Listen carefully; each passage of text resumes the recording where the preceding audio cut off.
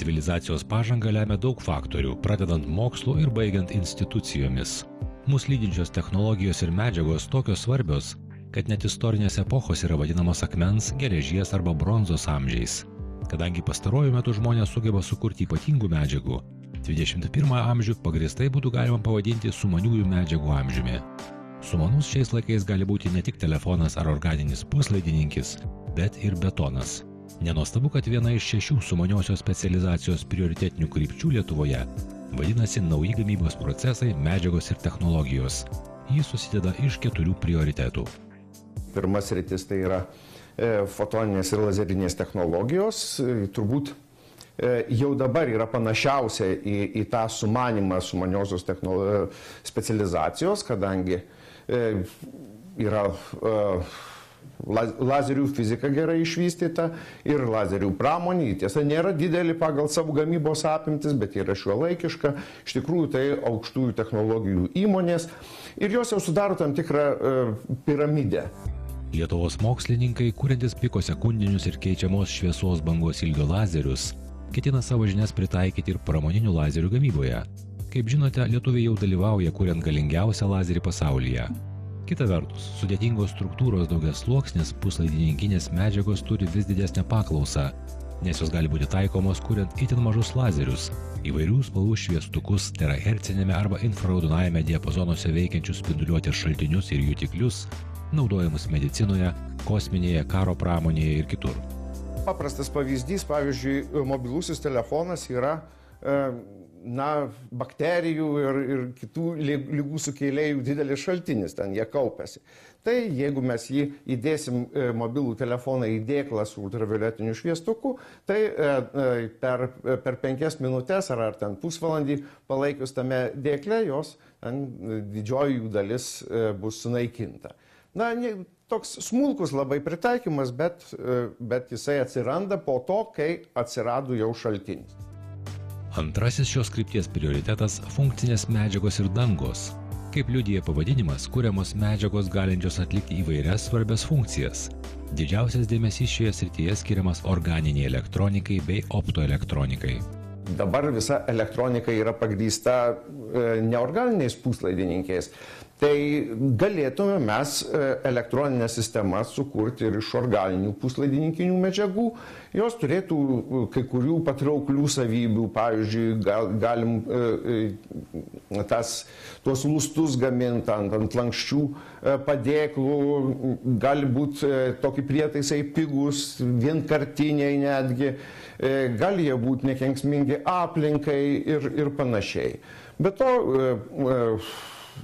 organiniai puslaidininkiai yra taip pat ir perspektyvus optoelektronikoje, tuos pačius šviestukus galima daryti iš organinių medžiagų, vėlgi vietoj apšvietimų mums įprastų, galim, tarkim, apmušalus, sienų apmušalus, tapetus pagaminti iš organinių šviestukų ir turėsim šviečiančią sieną. Organinių šviestukų amžius prasidėjo maždaug 1995 metais. Jie buvo žinomi ir anksčiau, bet chemikai nesugebėdavo pagaminti pakankamai švarių medžiagų. Dabar situacija pasikeitė ir chemikai su fizikais jau kūrė telefonus su lanksčiais ekranais bei naujos kartos televizorius. Nuo puslaidininkių metas pereiti prie kur kas masiškiau naudojamų medžiagų. Pavyzdžiui, betono, be kurio ne vieną šimtmetį neįsivaizduojamos statybos. Net 75% žmonių visame pasaulyje gyvena gelžbetonio pastatuose. Tai prioritetas konstrukcinės ir kompozitinės medžiagos. Jis specifinis tuo, kad daugelis tų pramonių yra didelės, tarkim, betonų pramonė. Tačiau, įprasta sakyti, nelabai imli mokslui. Ne tai, kad neimli mokslui, bet tai susijęs su statybomis, susijęs su testavimu, susijęs su sertifikavimu. Todėl tų mokslinių idėjų įdiegimas, jis šiek tiek yra sunkesnis ir tas kelias įdiegimų truputį ilgesnis. Antra vertus, čia net nedideli kažkokie patobulinimai gali duoti gana didelį ekonominį efektą. Kompozitinės medžiagas žmonės ėmė kurti prieš kelis tūkstančius metų. Kad molinės plytos netrūkinėtų, į jas buvo dedamas smulkintų akmenų. puodų žiedėjai įmaišydavo į molį organinių medžiagų, kad indų sienelėse susidariusios ertmės padidintų jų šiluminę varžą. Na, o labiausiai išgarsėjęs šiuolaikinis kompozitas yra anglies pluoštas. Panašiai stiprinamas ir šiuolaikinis armuotas betonas, mišinį papildant skaidulomis. Tačiau apie tai netrukus, o dabar apie ketvirtąjį prioritetą. Ketvirtoji kryptis tai yra lanksčiosios produktų kūrimų ir gamybos technologinės sistemos. Jau šitas pats prioritetas yra, kaip ir sako pavadinimas, gana platus, jisai toks daugiau horizontalus, nes tos sistemos gali būti pritaikytos labai įvairiose srityse.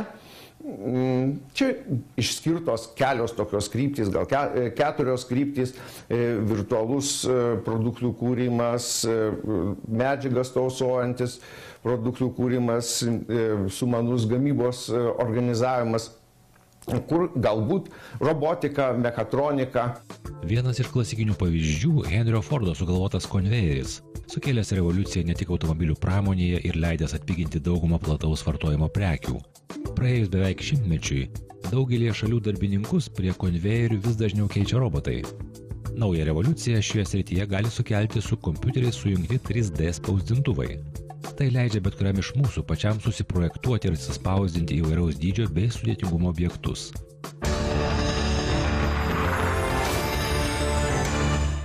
Taip atrodo Vilniaus Gedimino technikos universiteto statybinių konstrukcijų laboratorija, kurioje mokslininkai naudoja ne tik kompiuterius, bet ir didžiulius presus. Jais lenkia, tempia ar kitaip tikrina naujų arba patobulintų statybinių medžiagų galimybių ribas. Turiu armuoto betono konstrukcijas. Tai yra plačiausiai paplitęs pasaulyje kompozitas. Tai ne tik plačiausiai paplitęs kompozitas, bet tai yra ir apskritai plačiausiai paplitusi medžiaga, dirbtinė medžiaga. Pirmieji betono statyboms plačiai ėmė taikyti senovės romėnai. Romos Panteono kupolas yra iki šiol didžiausia pasaulyje kupolo konstrukcija išlieta iš nearmuoto betono.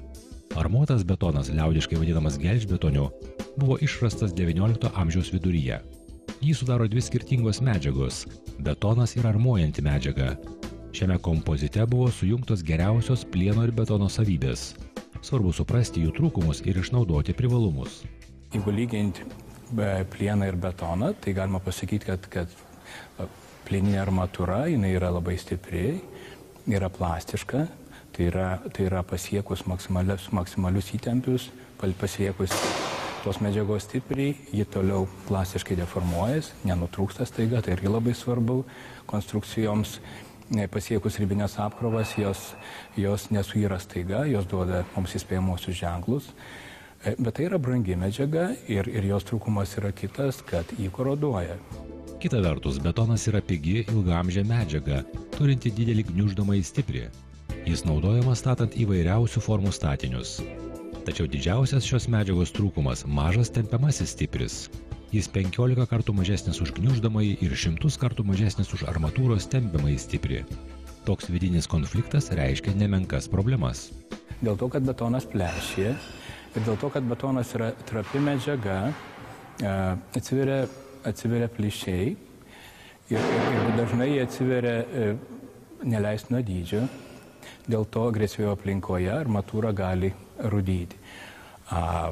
Dalinai ir dėl to ES apie 50% viso biudžeto skirto statybos pramoniai yra skirta rekonstrukcijai.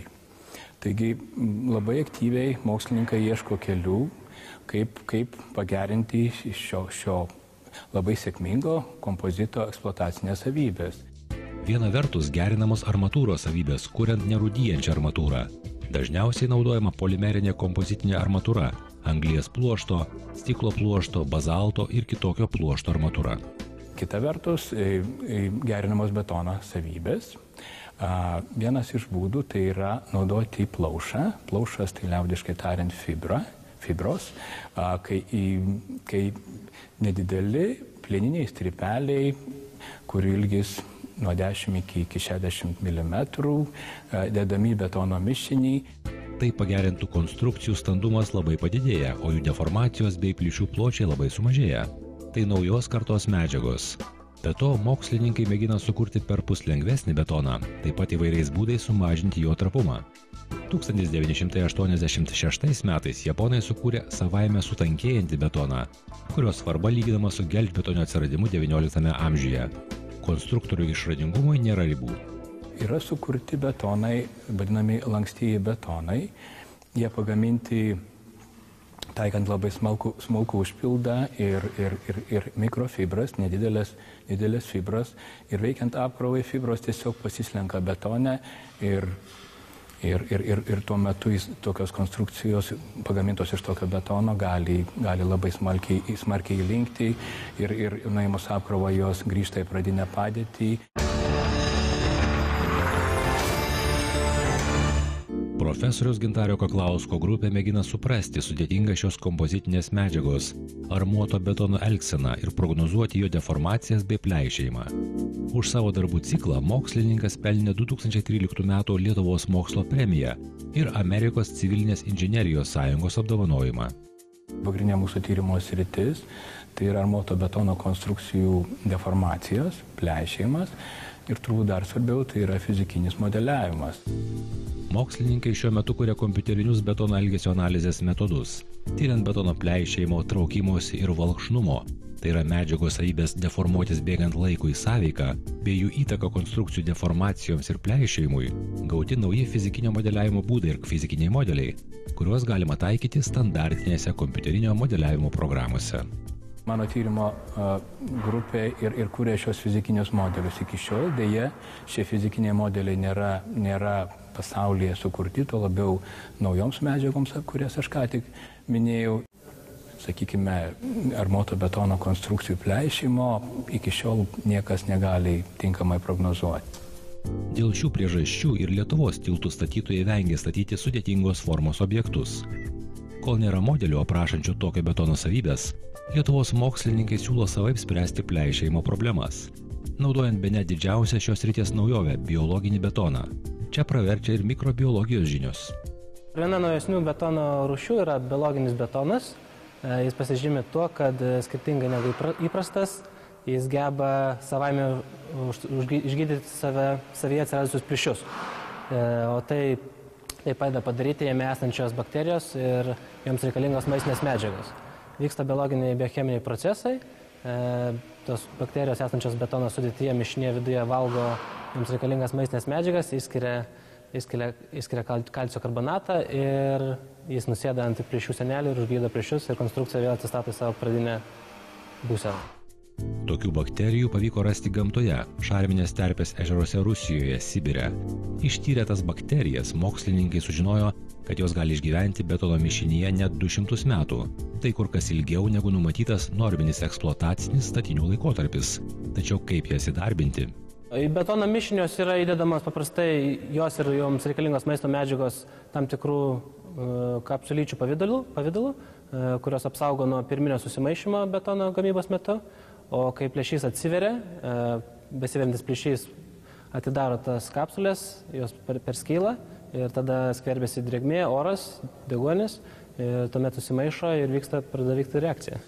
Kapsulė su kalcio laktatu šarminę aplinką mėgstantiems mikroorganizmams, bacilų skonį bakterijoms, pakankama sąlyga nepailstamai darbuotis žmonijos labui. Šį metodą ir betoną prieš 10 metų sukūrė Olandijos mokslininkai. Be abejo, toks savaiminis pažeistų konstrukcijų atsikūrimas labai svarbus statiniuose, esančiuose sunkiai prieinamose vietose arba agresyvioje aplinkoje. Tokie pavyzdžiai liudija, kad net tradicinės medžiagos 21 amžiuje įgauna vis daugiau išmanumo. Išradingai keičiamos jų savybės, o iš jų pagamintos konstrukcijos su pridėtais jutikliais tampa besiplečiančio daiktų interneto dalimi. Įdiegus tų statinių nuolatinio stebėjimo sistemas, inžineriniai objektai, pastatai taps sumanūs ir saugesni.